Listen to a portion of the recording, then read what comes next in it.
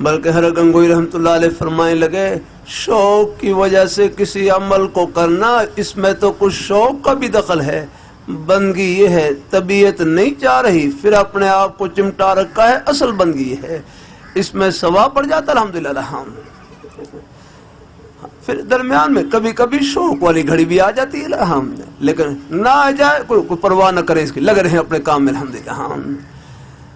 اللہ عرض کرتا رہتا ہوں اللہ تعالیٰ کی توفیق ہے، یہ جو درمیان میں طبیعت میں کبھی ٹھنڈا پن لاتے ہیں، طبیعت میں کبھی کبھی جو ٹھنڈا پن آتا ہے یہ بھی شوق والی گھڑی کی قدردانی کے لیے ہے الحمدللہ۔ اللہ تعالیٰ اپنی بارگاہ میں قبول فرمائے الحمدللہ۔ اگر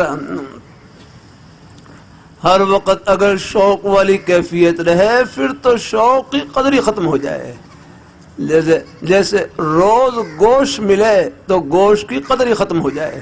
ہفتہ بھر دال سبزی کھائیں اور جمعے کو گوشت ملے تو ایک ایک لقمے پر الحمدللہ نکلے گی الحمدللہ۔